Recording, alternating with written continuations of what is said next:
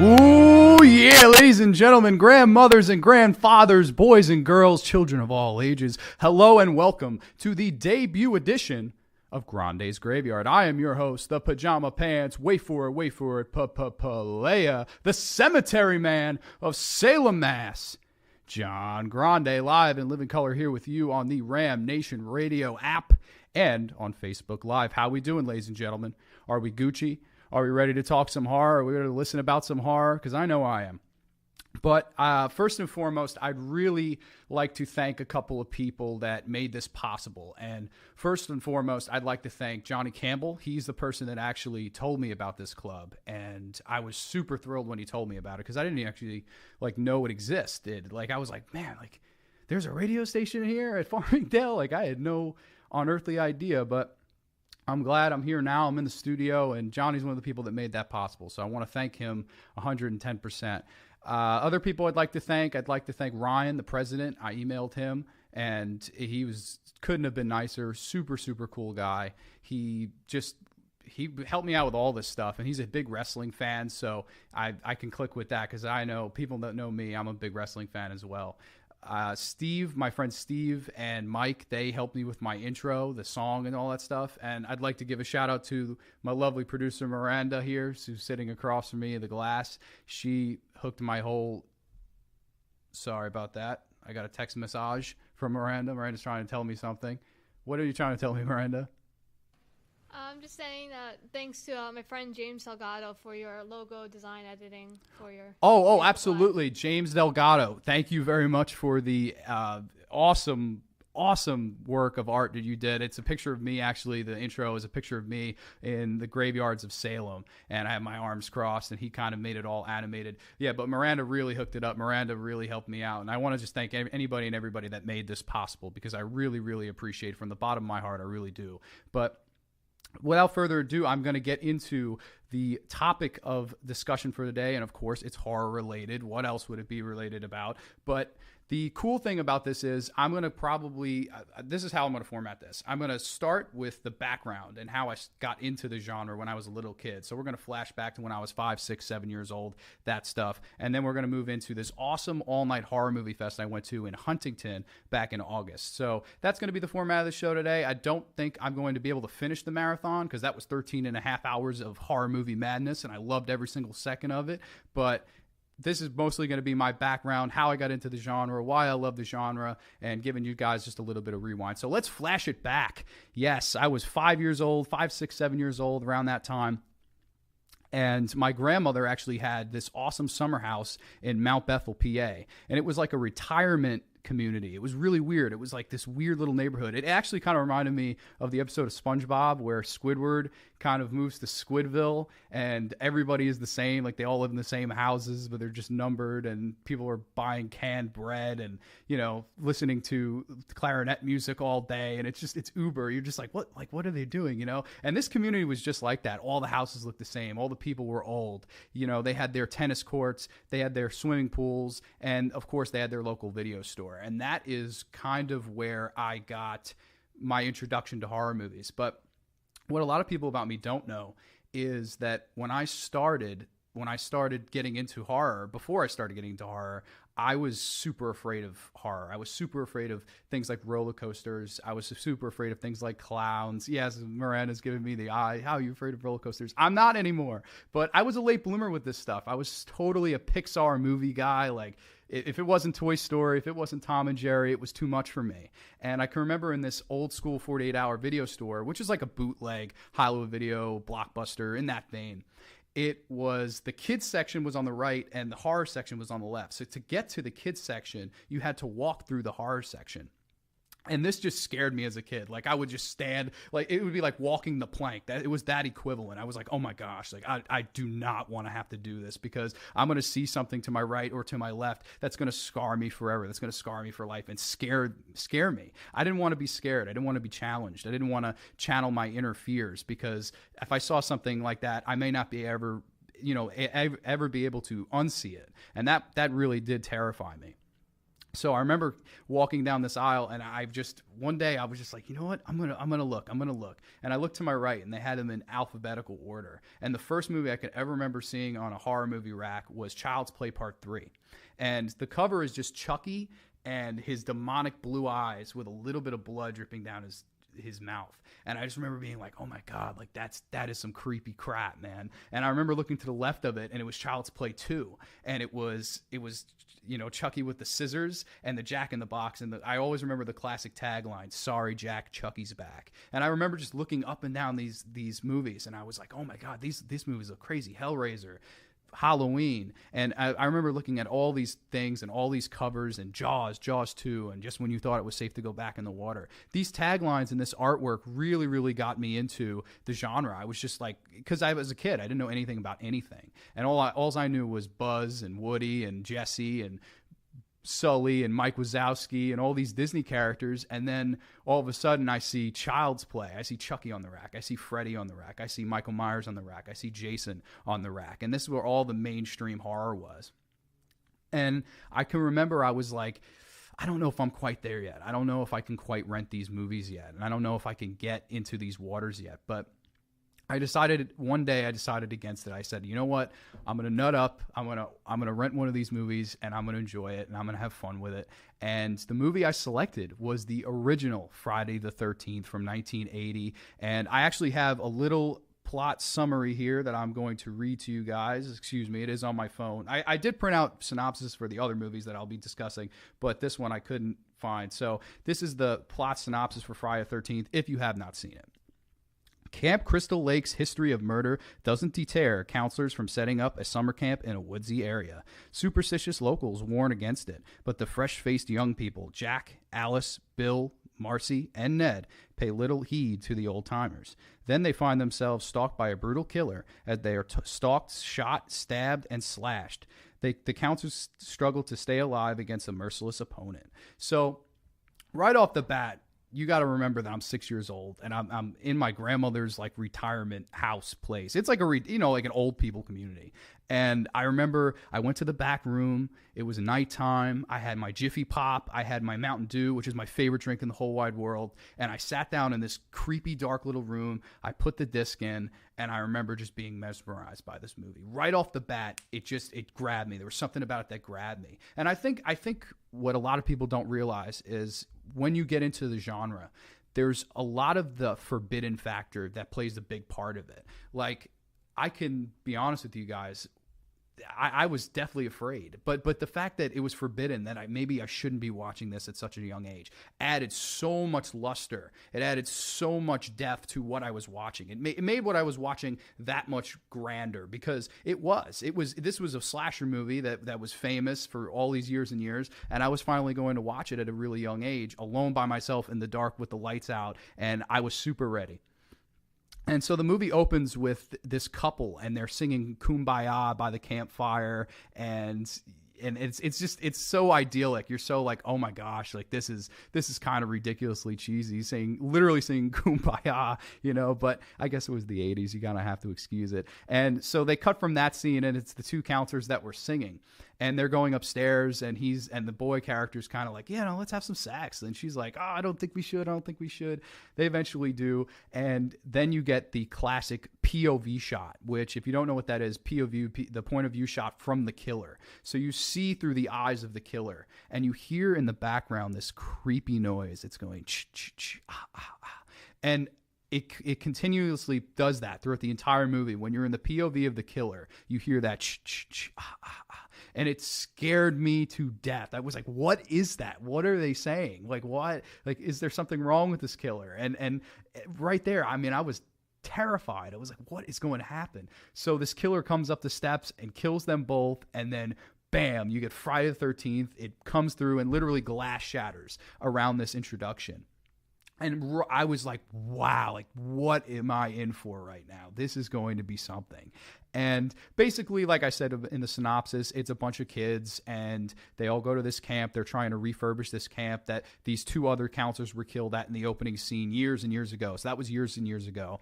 And now they're back at this camp and it has the death curse. And Crazy Ralph, who's this crazy village guy, tries to warn one girl. I believe he tries to warn the cook. And he's like, oh, don't go there, Annie. It has a death curse. There was a drowning in 57. 2 teenagers slashed and killed in 58. Don't do it. And basically all these kids show up and one by one they're picked off. And the thing I always loved about slasher movies, the thing I always loved about the kind of characters in them is that they're all really generic and they're all really stereotypical. And a lot of people will take that to offense. A lot of people will say, oh, you're insulting my intelligence. None of your characters have any depth. We don't know anything about them. We want to know more. If that's the way you feel, slasher movies are not for you, man. The characters in slasher movies are so stereotypical, and they're stereotypical for a reason. It's because you have to be able to set up this world, right? So right off the bat, you're going to have a jock. You're going to have that big, strong jock character where you're just like, oh, I don't like him. And hey, if you're a jock, maybe you do like the jock character. And maybe if you're a minority, you like the minority character and the stoner character. And all these characters kind of have their own thing to them. There's the slutty girl, who's usually the biggest bitchy character in the movie, and you're just like, oh god, I can't stand her. She's like that bitchy girl from high school who thinks that her poop doesn't stink, and you're just like, oh my gosh, like somebody get this girl. And eventually those characters always get their comeuppance, and that's what's so sweet about it. But I really enjoy that they're all stereotypical, and of course you have all these archetypes and stereotypes, but you have the final girl at the end of the day. You have this final girl that is going to save us from the killer, and she's usually a virgin, and she's usually kind of a little bit vulnerable, but she's going to kick ass when it's all said and done, and she's going to get that killer. And for our movie, in this movie, in Friday the 13th, that character's name is Alice, played by the great Adrienne King. I used to have a podcast, and my friend Don actually had an interview with her, and I believe he had dinner with her and saw Friday the 13th all in the same night. So she's a super, super cool woman. She does all these conventions. She's like amazingly nice, really, really cool person in real life. So shout out to Miss Adrienne King. She's one of the best scream queens of all time. And she plays Alice in this movie. And I'll never forget, like, the first time you see Alice, you're just like, oh man, there's not much to this girl. There's not much to her. But over time, it's one of those movies where you see that character grow. And while these other characters are being picked off, she's growing from each thing. And that's really, really important in my opinion.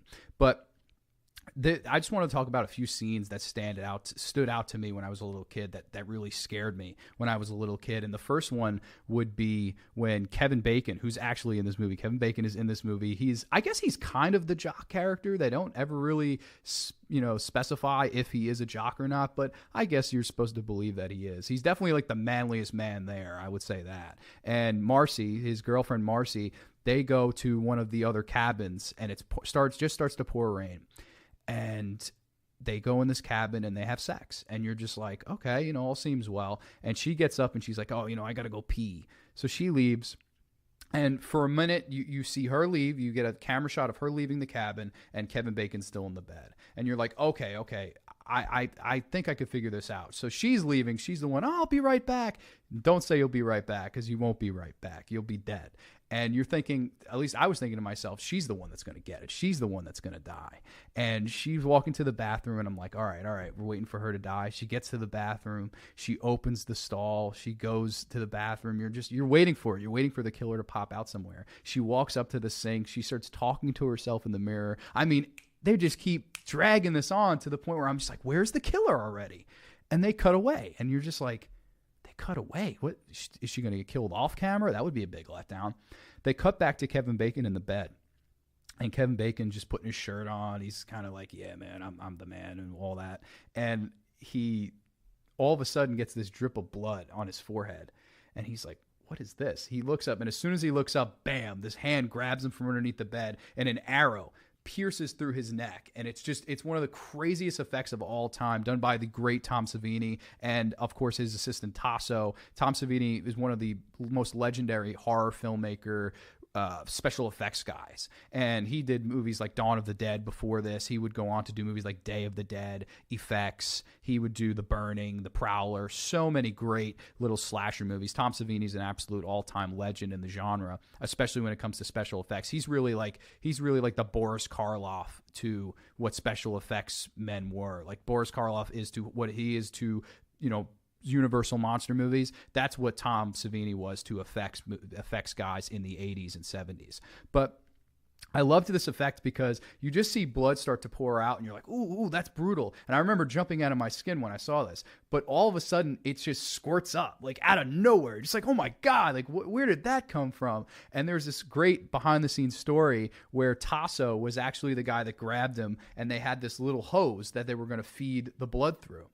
And the hose, he had it like this. And so eventually, once some of the blood came out, he had it kind of knotted. So this blood would stay down here and it built up pressure. And so he was like, oh my God, what am I going to do? I'm going to ruin the whole effect. We're going to lose all this money. So he took the other end of the hose and blew as hard as he could. And because there was so much pressure built up from the knot he had created, it just squirted out and shot out. And when you see that and you're 6 years old, man, there are a few things more that can make you jump and make you squirm. And I was just like, oh my God, man, they really got me, because I thought Marcy was going to get it in the bathroom while she was screwing around in the mirror or in the stall. But no, it's Kevin Bacon putting his shirt on, getting an arrow through the neck, and then having all this gore just squirt out of his neck. I mean, I was just like, oh my gosh, like, this is surreal. Like, I've never seen anything like this. Like, this is far from your Buzz and Woody and Jesse and Monsters, Inc. and Finding Nemo's of the world. Like, I have dipped my toes into the waters of Camp Crystal Lake, and I may never come out.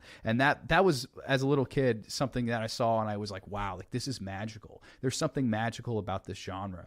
And I can remember then they pan back to Marcy. I'm like, oh, now she's going to get it. Okay. So she's playing, like, she's still talking to herself in the mirror because she's crazy and whatnot, but she's checking all the stalls and she thinks she hears somebody. And she's like, I guess it must be my imagination, as she opens up the last stall in the bathroom.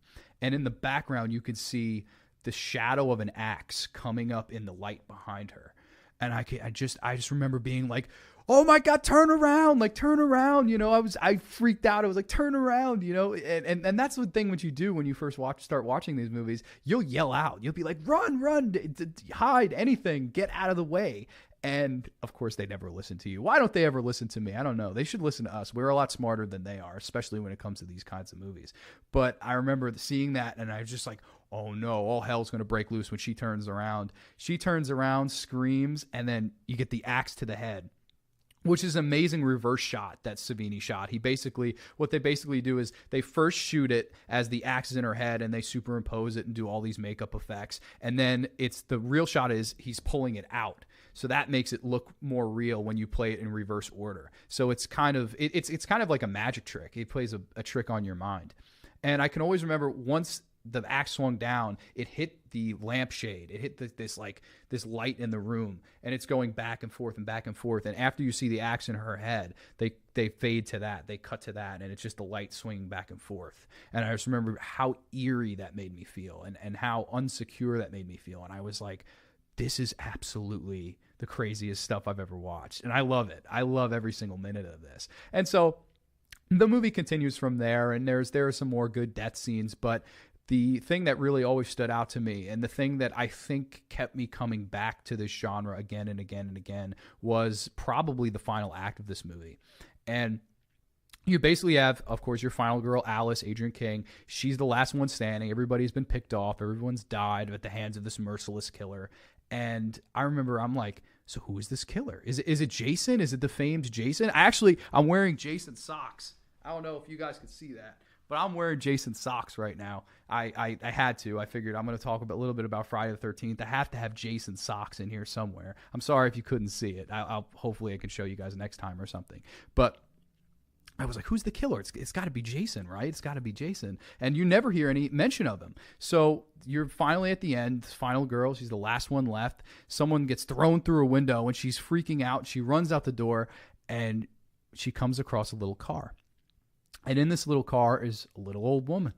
And it's the late, great Betsy Palmer, who actually passed away, I think, a couple years ago. She was a great, great person to meet at conventions. Really, really cool lady. But it's Betsy Palmer.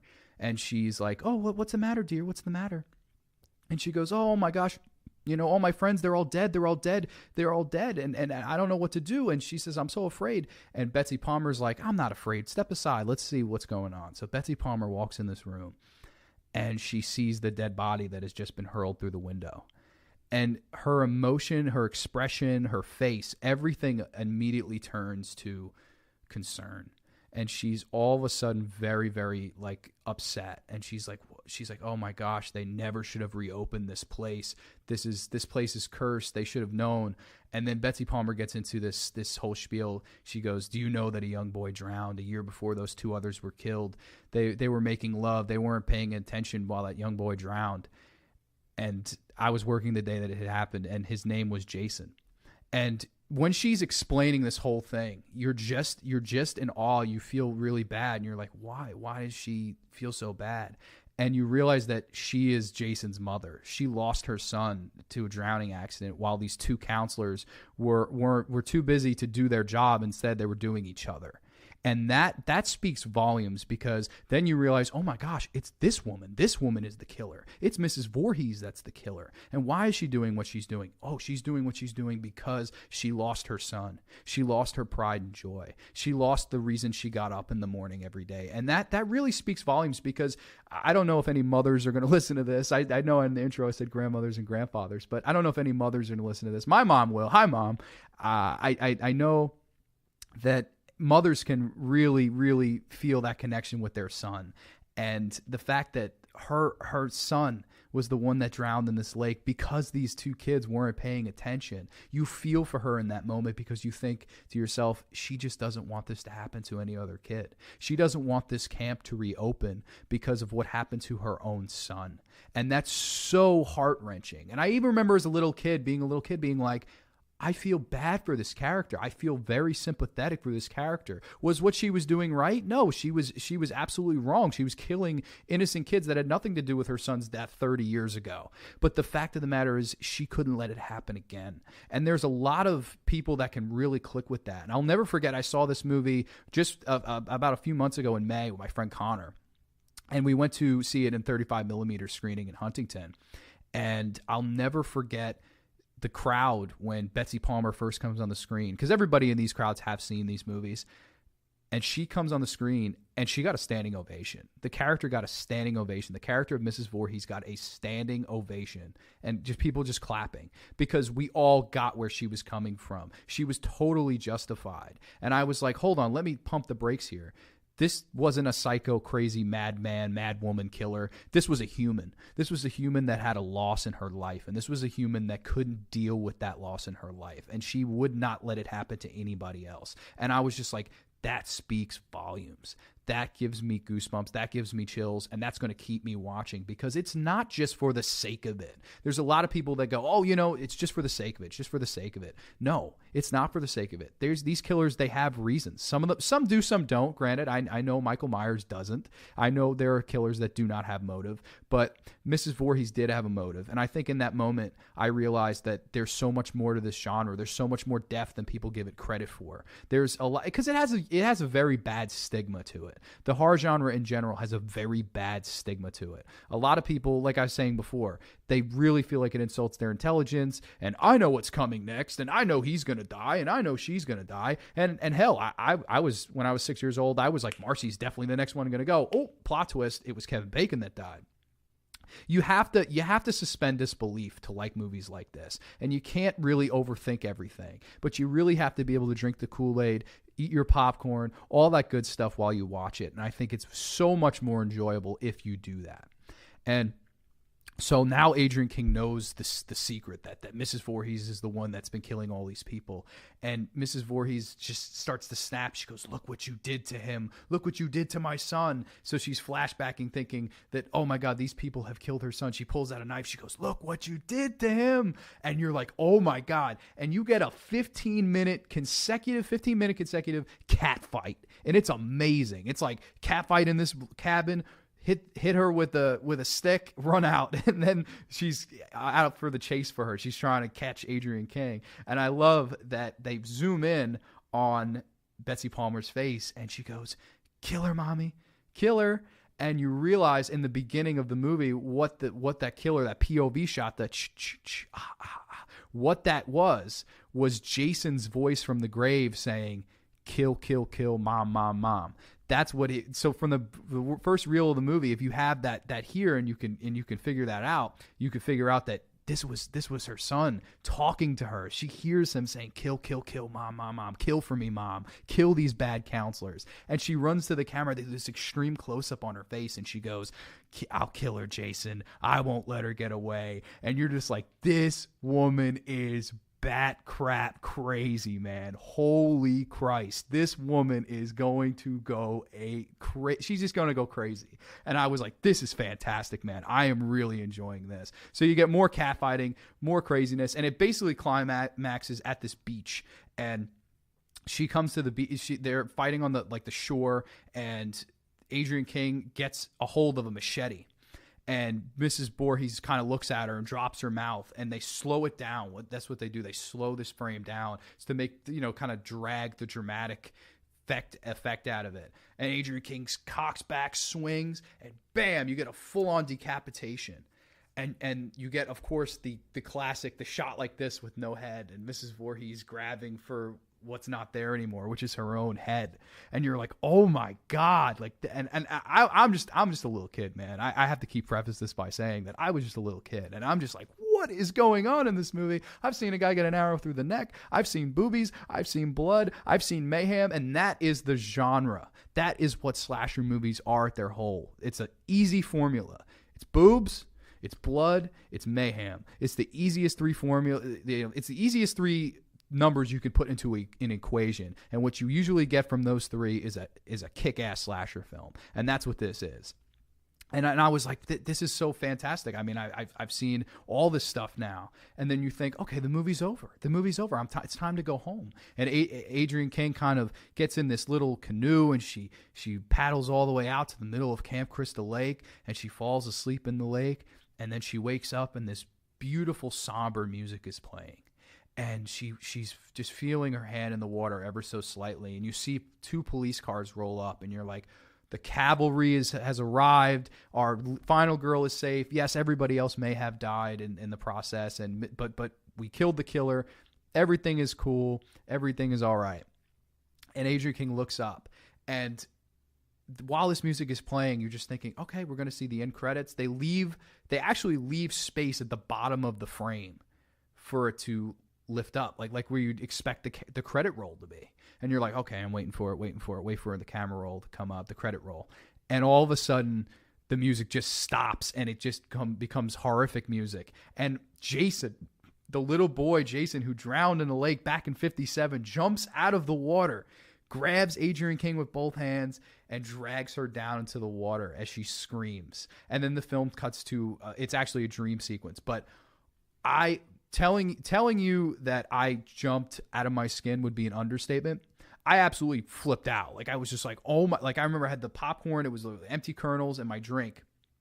And I'm just waiting for them. I'm waiting to get up and be like, okay, I'm going to go put this in the sink and throw this bottle out and whatnot. And then Jason jumps up, and I went, whoa. And I remember the popcorn kernels went to the left, and the drink I kept in my hand. I was like, oh my God. I was like, what is going on right now? And the final scene is her being talked to by the cop in their hospital bed.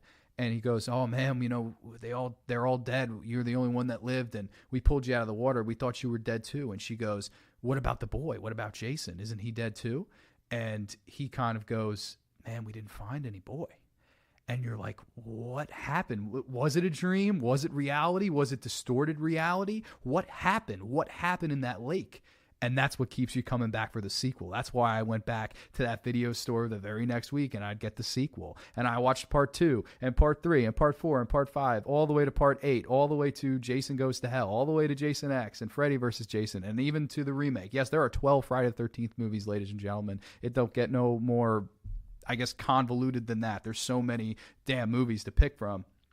But it was the ending of this movie that kept me coming back and kept me yearning for more. I remember coming out to my parents and being like, I got to get the next one. I got to get more of these. And so ever so often, I guess the Disney movies and all these little comedies and whatnot I was watching slowly faded out, and I slowly faded in the horror genre. And it really had this kind of snowball effect on me. It kind of just started where it was the mainstream. I started with Jason. I finished the Friday the 13th series. Then, of course, I dipped into the Halloween series with the legendary Michael Myers and, of course, the great Jamie Lee Curtis, who are just coming out with actually another Halloween movie in October. I believe the 19th of October is the next Halloween movie. And I'd get into Freddy. I got into Chucky. I got into Leatherface of the Texas Chainsaw Massacre series. I got into all of these things that were mainstream, and then you realize that there's so much more to this genre. There's so many flavors. Like, that's the thing people don't realize either about this genre, and that's the reason I love it so much. It's that there's no such thing as a psychological comedy. There's no such thing as a really gory drama. Well, I guess there are gory dramas, but there's so many different flavors and styles of the genre. There's giallo movies, which in Italian means yellow. And they're basically movies shot in Italy featuring black glove killers killing all these women with these beautiful makeup effects and they all have this great atmosphere and aesthetic to them. Movies like Suspiria, movies like Deep Red, movies like Tenebrae. These movies, you would never expect a kid of my age, of 12, 13, this is a little bit on, but 12 and 13 to be watching a movie like this because it's uber serious. And are there big plots in these movies? Sometimes yes, sometimes no. But it was the fact that there were so many flavors for me to try, and there were so many things for me to go, I like this, I dislike this, I like this in this movie, I hate this in that movie. And that's why it really flowed good. I was able to keep trying these things, and I was able to keep selecting these movies from that I didn't know them other than the cover. I was like, I'm going to give this one a whirl. I'm going to give this one a try. And that I thought was super, super cool about it. But other than that, it really did snowball effect for me. It just got bigger and bigger and bigger until I was the biggest horror nerd in the history of the world, and I just loved horror movies. And so that kind of leads to current day, where I am here, I'm with you guys, I'm on this show, and I'm going to try every week to talk about these movies and why I love them so much and recommend them to you. If you're not a horror fan, I understand that. I can totally understand if you were afraid like I was at one point, because I was there. I was at that point in my life at one time. But at the same time, I think that it's an amazing genre to get into. And like I said before, if you can suspend your disbelief, if you can kind of grow a pair, if you can do that, if you can nut up and be like, I'm just going to do this, I'm going to conquer my fear, I'm going to face my fear, you'll realize how much fun the genre is and how great it is. And I truly do love it with all my heart. It's one of my favorite things in the whole wide world, and I'm privileged and blessed to be able to talk about it with you guys here today. And without further ado, I'm going to get into a couple of the movies that I saw in the all-night horror movie marathon. Now, I'll preface this by saying I went to the all-night horror movie marathon. It's actually, every month they do retro double feature pictures in Huntington. They're double horror movies back to back, and they're shown on 35 millimeter. If you don't know what 35 millimeter is, it's basically the original print that it was recorded on. So the movie, it's not in HD, it's not in 4K, it's not cleaned up, it's not polished, it's dirty, it's gritty, it's grimy, and that's what this genre is. It's it shouldn't be polished. You shouldn't want all these deluxe edition Blu-rays. Granted, I've bought them all too. I've been there. But what's so cool about these retro double features and all-night movie marathons is that these movies do look grainy, and when you're watching them, you feel like you're literally got into a time machine in the theater, and bam, you're back in the 80s, you're back in 88. And I just love that aesthetic to it. I think that's so cool that a theater within driving distance, I think it's even closer to this college than it is to my house. It's literally like a 5, 6, 7 minute drive from this college. It's right up the road. And it's cool. It's a little old school theater, but I went with my friends Alex, who's a fantastic dude, really, really big horror fan. Shout out to Mr. Alex. My friend Will, who's, again, he's a very good, big horror fan. Shout out to Will. And Connor, who I mentioned before, he's a big horror fan too. So the four of us went, and I'm just like, oh my gosh. So I get this pre-meal. We stop at a McDonald's because we know we're going to be up for the next 13 and a half hours watching horror movies. So we had to prep. We had to have our holy grail feast. And what that feast ended up being was McDonald's. Let me tell you something. McDonald's is legendary, okay? I got the 2 for $5. I got 2 Big Macs. I got a 10-piece McNugget, a large fry, and a gigantic, delicious Hawaiian punch. Holy Christ, man. It was delicious. I mean, I ate my fat ass like I was going to the electric chair. I was like, this is it, man. Like this is the final supper, you know? And I just enjoyed every single minute of it. And Alex accidentally ordered like 40 McNuggets because he ordered it on his tablet or a little computer. And he's like, dude, I ordered extra nuggets. And I was like, fantastic. You know, we're going to need them for later.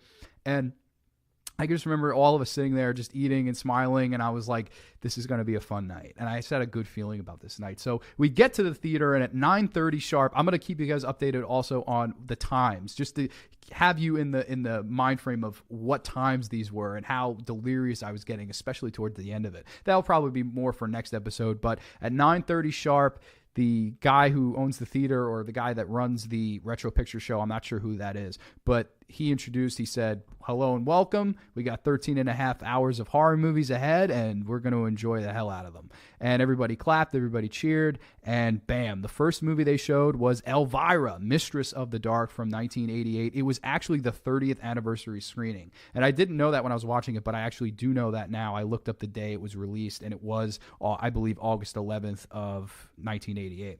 But I'm going to read a nice little plot synopsis for you guys just to give you a little bit of background about what the movie is about. And here we go. So, from director James Signorelli, also in 35mm, from Hollywood to Las Vegas, from screaming gremlins to campy shtick to witchy graveyard warfare, Elvira, Mistress of the Dark, is busting at the seams with morbid and monstrous misadventure. Yes, ladies and gentlemen, Elvira is one of the most legendary icons when it comes to horror movies, especially when it comes to women in horror movies.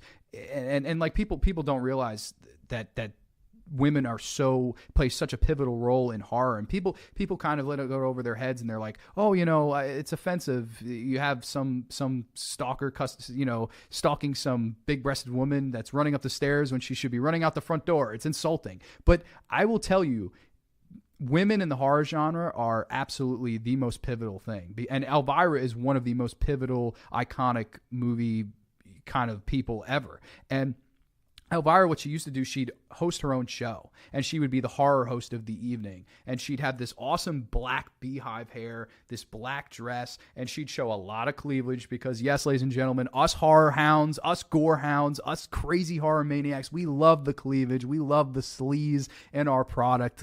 That's just the way it is. It's politically incorrect, I know, but that's the way it is, and that's the way we all love it. And yeah, Elvira's showing us a little bit of cleavage, and we're like, oh man, awesome. So this is basically Elvira got her own movie. Instead of doing the late night introductions and horror hosting, this is her own movie, and she got to do. And it's very much a horror comedy, very much more comedy than horror, but damn, it's fun. It's so much fun. Basically, Elvira's one of her relatives dies, and she inherits his house. And she's like, okay, I'm going to go live in this house. This is so cool. He was rich and all this stuff. She gets to the house and it's kind of a dump. And she's like, oh man, you know, we have to refurbish this up. So she basically befriends all the kids in the neighborhood, like late teens, early 20s. And it's because she's so good looking. And like, there are a few like jockey guys. They're like, oh man, what do you want help with, miss? And she's kind of just bent over and she goes, well, just grab a tool and start banging things. And it's just one of the funniest lines of all time. And you're just like, oh my God, like this is so self-aware and how wacky it is, but it's so damn fun. And they have this awesome 80s montage music of Elvira fixing up the house with these kids and having all these conversations and jokes at the expense of her boobs. And you're just like, oh my God, this is fantastic. Like, this is so much fun. I just love that this is not holding back, that the fact that her boobs are out the entire movie, the fact that these kids are looking at that, and the fact that it's a movie that it wasn't afraid to have a little bit of fun. It wasn't afraid to mix the horror in there and have some humor. Humor is a big thing in the genre. I think there are movies that sometimes don't need it, and they can push the pedal on that. They can kind of pump the brakes on that and be all out serious. However, I think it's more important and it's more special if you can mix humor in there, because it makes it a little bit lighter. That little bit of sense of relief always helps horror movies out.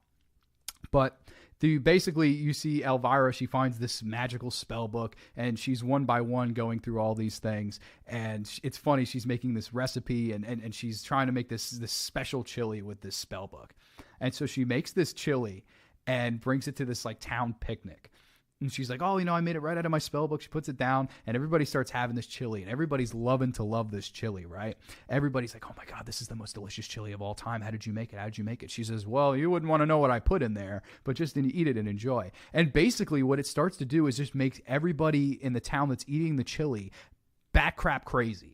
They are going nuts. They're just like, everyone's like licking each other, jumping on each other, taking their clothes off. And you're just like, what is going on in this movie? And it was great. It was a great time in the theater because everybody in the theater just popped. Everybody starts laughing. My friend Alex was literally like hitting me in the arm, punching me in the arm. He was like, Grande, this is crazy. And Will too. Everybody was hysterically laughing. It was just so fun. I mean, to see that theater come alive from a movie that was released 30 years ago, you would think, oh, the joke's grown old, especially if you've seen the movie. That joke, that was so yesterday. That was so 30 years ago. No, it held up. It totally held up, and it totally still had that funny effect to it. And I know a lot of people love these Marvel movies and all that stuff, and they love the humor in them, and that's all the power to them. I'm not gonna bash that, but I feel like that humor is very forced. I feel like it's very in your face. It's like, we're going to say something, laugh. Like, it wants you to laugh. No, but what Elvira, Mistress of the Dark, the humor in it,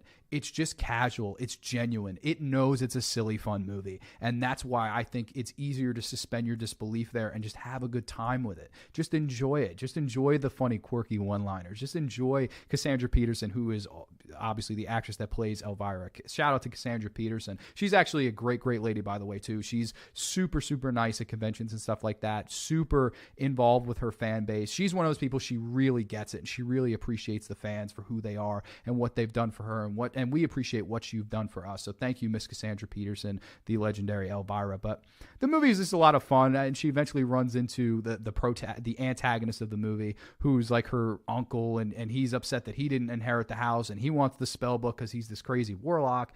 And you have this really, really fun kind of finale. It's a fun little movie. I think it was a perfect movie to start a marathon on. And I was like, this is fantastic. Start the marathon on something like this. Like, this is absolutely perfect what you got to do for something like this. But it was just a perfect way to start the night, and we were all, the place was rocking. Everybody was excited and laughing, having a good time, and that's what this genre should be, by the way. People just always having a good time, always smiling, laughing, being scared together, laughing together, crying together, all these things. We should all do it together. It's a very small community, the horror fans, the horror community, but when we all get together, man, we're a loud, anxious, fun, rambunctious bunch. And that's why I love the people that go to these all-night horror fest things. Like, they wear shirts like me. Like, I'm sporting the old Pamela Springsteen Sleepaway Camp 2 shirt. By the way, shout out to Miss Pamela Springsteen, my favorite slasher of all time. We will get there. We will talk about her. She's my favorite killer in horror movies. But I think we have time for one more movie. Yeah, we're running a little low on time, but I will get to Hellraiser, and then I'm going to probably end this gig. But let's get into the second movie. It was a 10-minute break after Elvira, Mistress of the Dark, and then at 11:16 p.m., we started Clive Barker's Hellraiser from 1987, also on 35mm. All these on 35mm, by the way. I'm not sure if I mentioned that or not, but I will read the plot synopsis for that as well. Here we go. An old family home holds untold mysteries and horrors for Larry Cotton and his wife Julia. Floorboards that rattle, rooms that absorb blood, the heavy and haunting air of things long past and better left forgotten. All fueled by the fugitive spirit of Larry's brother Frank, who hovers halfway between this world and the next, between extreme pleasure and excruciating pain, and between family devotion and deadly instinct for survival. Slowly, the old family home begins to swallow up the Cottons, and there is no escape. For secret alliances and murderous seductions have been made, which will propel the Cotton family into the horrifying and shocking conclusion of Hellraiser. Hellraiser from 1987. This is one of the great movies of the genre. This is one of the most classic horror movies ever made, and a lot of people, unfortunately, casual fans don't really get into this one as much as I wish they could. And you basically have, this is the main thing that came out of these movies, and the main thing people take from these movies is Pinhead. And Pinhead is the lead kind of Cenobite. He's the leader of these kind of creepy people that come out of this puzzle box. So basically the movie opens, and you have the Frank character that I mentioned in the synopsis. And the Frank character is this nut job. He's an absolute nut job. He's a sexual deviant, real bad cat. And he gets a hold of this puzzle box from this peddler. He's like, I need extreme pleasure. I need something more, something greater than sex could ever give me. And so he gives him this puzzle box, and he's like, okay, this is amazing. How do I use this? And he uses it and basically gets killed. He gets torn to death by these chains. And that's the opening of the movie. And you're just like, what is going on? So like the synopsis says, the Cotton family moves in, and basically they realize that Frank's spirit and his body is still in the house, and it's still barely alive. So he comes to Julia one night, Larry's wife, and he says, Julia, I need you to bring me human sacrifices. I need you to bring me blood so I can be reborn again. And so basically every human sacrifice that he gets a little bit, spits something back. He gets skin here. He gets a little bit more tissue, and it keeps gradually growing. And Julia's like, well, I didn't really ever love who I married. I always loved you. I always loved Larry's brother. I always loved Frank. And you're like, oh my God. So this is what this lady's going to do. She's going to bring in men to this attic of this creepy old house that they just moved into, seduce men so she could bring her former lover's tissue back, skin back, bones back, everything back, so they can have sex again and have that crazy inner world, half dead, half alive sex. And if that is not a strong enough motivation for you, I don't know what is. It's absolutely fantastic movie. There's so many cool little creepy stuff in this movie, like the Cenobites, of course. Doug Bradley plays the head Cenobite, of course, Pinhead, who's the one that really speaks. He's like the kind of the promo guy for them. Like he kind of comes out and he'll tell you, we'll tear your soul apart. Like that's his big line in this movie. And you're introduced to Ashley Lawrence, who plays Kirsty Cotton. And Kirsty Cotton's the daughter of Larry, but his first wife had passed away, so she's not Julia's daughter. So she's just Larry's daughter. And she slowly but surely kind of figures out what's going on, and she's like, oh gosh, like this Julia is no good, and I think she's doing these horrible things to help Frank, and is she? And you're like, you're trying to figure out what's going on, and insanity absolutely ensues from there, man. There's so much gore, there's so much craziness, there's so much killing and violence and all that stuff. And like, it was the first time that the genre had become serious since like the early 80s. And what I say by that is, by the time you get to 1987 in the genre was becoming the equivalent of 80s hair bands in the late 80s.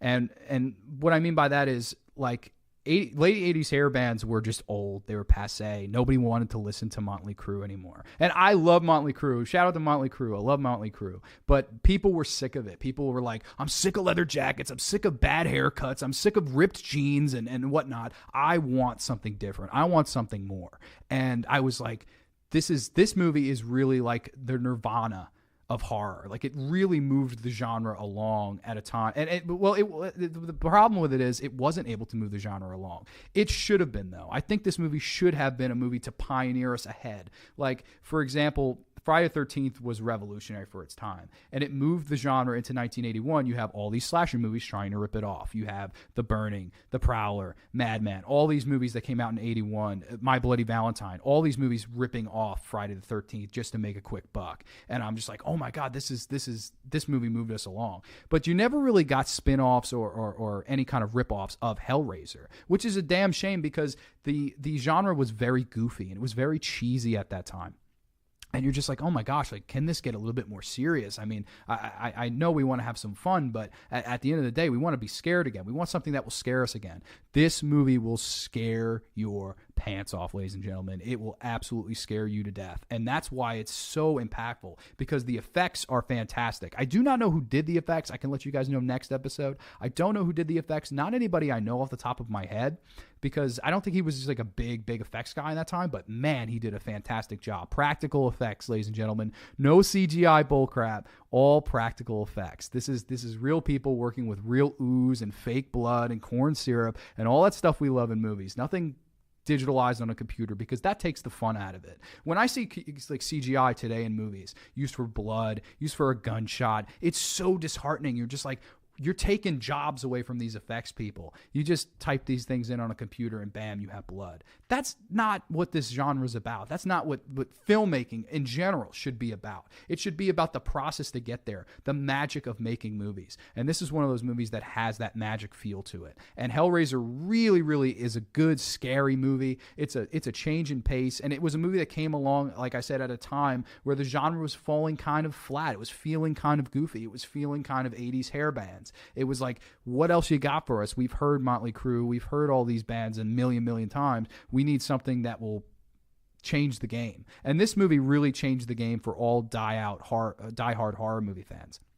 Unfortunately, who it didn't change that kind of feeling to was the casual viewer, the casual horror fan was kind of turned off by this movie. And they were kind of like, it's a little bit much, a little bit silly, a little bit this, a little bit that. And that's a shame. I really think it's a shame that these people kind of felt that way. It had mixed reviews. It got very, very good, favorable reviews from critics, but it was the casual moviegoer that I don't think quite grasped how great this movie was. And I think Hellraiser is one of the great movies in the history of the genre, and I think it's one of, if not, it's definitely one of the best horror movies of the 1980s, and one that definitely I think should have moved us a little bit longer and more ahead into the genre. But if I had to give these two a rating, this is going to be the last movie I talk about on this episode. If I had to give these two a rating, I'd give Elvira, Mistress of the Dark a solid 7.5 out of 10, and I would give Hellraiser a solid 9 out of 10. Yes, ladies and gentlemen, if you're going to watch either one of these two movies, I definitely recommend Hellraiser. Hellraiser is one of the great horror movies of all time, as I just said,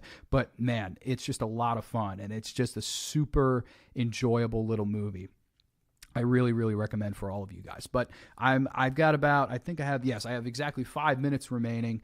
And I guess I've wrapped this up with saying, well, next episode, we're going to finish the marathon. I'm going to go through the rest of the movies in the marathon. There's more to come on this voluptuous sheet. Yes, I know, Miranda. Thank you. She's giving me the 5 heads up. She's giving me the John Cena. But I just want to, Steve's giving me the John Cena too. But before I end here, before I go off the air and take my weekly hiatus and come back and I'll be here next Thursday at 3:05. I just wanted to thank all the people again that made this possible. I want to thank, of course, everybody that runs this club, from Ryan to Miranda to Steve to Mike to Ryan to Johnny, everybody that made this possible. It's a blessing in disguise for me to be able to come on here and talk about the thing that I love most, and that is horror movies. And yeah, there are things I love other than that. I love wrestling. I love life. I love food. There are so many things I'm passionate about, family, friends, all this stuff. And really, speaking of family and friends, they've really, really supported me in all of this. And my mother, my father could not have been more gracious. My grandmother, Nana, if you're watching at home, I tried to set it up for her. We'll see. She's definitely going to stream this later. I'll help her.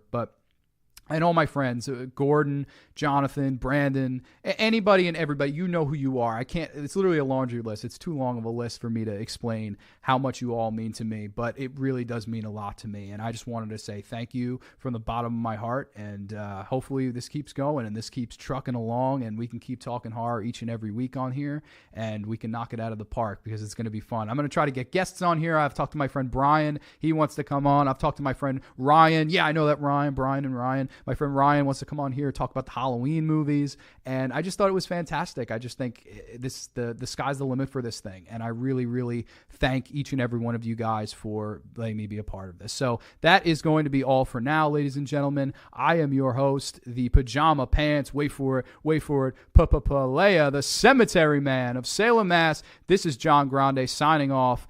Have a nice day, ladies and gentlemen. Peace.